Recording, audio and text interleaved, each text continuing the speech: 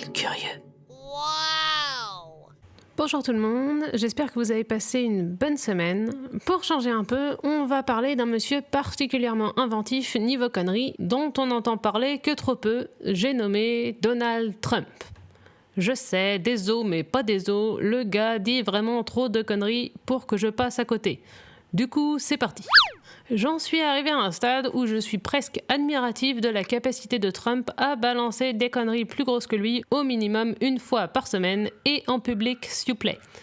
J'imagine même pas ce que ça doit être de le côtoyer H24. Il doit y avoir de quoi se choper une méningite. En l'occurrence, il nous a fait 2 très belles sorties cette semaine. C'est qu'il était particulièrement en forme notre Trumpinounet. Alors, connerie number 1. Monsieur le Président des États-Unis nous a fait un caca nerveux parce qu'une journaliste de Fox News, Jennifer Griffin, a eu le malheur de confirmer les dires du magazine The Atlantic, selon lesquels Trump aurait tenu des propos dénigrants à l'encontre de soldats américains morts au combat. En effet, il aurait apparemment qualifié des soldats américains morts pendant la Première Guerre mondiale de crétins et de losers. Ça part mal déjà. Et histoire d'en rajouter une couche, elle affirme également que selon un ancien haut responsable de l'administration Trump, ce dernier aurait dit à propos de la guerre du Vietnam, je cite, « C'était une guerre stupide, quiconque y est allé est un crétin ». Sauf que voilà, à la base, Fox News, c'est plutôt ses copinous à Trump. Ils sont un peu dans le même délire habituellement. Et puis, normalement, en termes de véracité des informations, ça se pose moyen bof là aussi. Ce sont eux qui nous avaient pendu les fameuses no-go zones de Paris. Du coup, normalement, Trump ne s'inquiète pas trop de la couverture médiatique que la Fox fait de lui. Mais là, visiblement, Jennifer Griffin l'a brossé dans le mauvais sens du poil. À tel point que vendredi soir, Mr. President s'est fendu d'un tweet, je cite, « Jennifer Griffin devrait être virée pour ce genre de reportage. Elle ne nous a même pas appelé pour une réaction. Fox News, c'est plus ce que c'était. » J'ai rien à ajouter.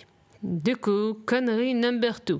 Trumpinounet, dans sa grande intelligence, a eu le bon goût de suggérer à ses électeurs de voter à 2 reprises, par courrier et en personne, pour s'assurer que leur bulletin soit pris en compte. Pourquoi donc, me direz-vous ? Eh bien, tout simplement parce qu'il soupçonne les démocrates de vouloir tenter de voler l'élection en manipulant le vote par voie postale. Comment ? Ça, on ne sait pas. Pour être précise, voilà ce qu'il a dit exactement. Laissez-les l'envoyer et laissez-les aller voter. Et si le système est aussi bon qu'ils le disent, alors, évidemment, ils ne seront pas en mesure de voter en personne. Il propose donc d'endiguer une éventuelle possibilité de fraude via voie postale en commettant une fraude encore plus grosse. Oui, parce que dans certains États, c'est un délit de voter plus d'une fois, mais également d'inciter autrui à le faire. Et quand on sait que de nombreux Américains ont suivi les conseils avisés de Trump quant à l'ingestion de désinfectants pour lutter contre le Covid, il y a moyen qu'il y en ait 2-3 qui tentent le coup. Ce sont les flics qui vont pas s'ennuyer le jour de l'élection. De toute manière, je sens qu'on n'est pas prêt d'arriver à le virer de la Maison Blanche. Si jamais il perd, on va le retrouver enchaîné à son bureau, criant au complot. Voilà, c'était tout pour aujourd'hui. Je vous dis à lundi prochain pour de nouvelles aventures. Bye bye!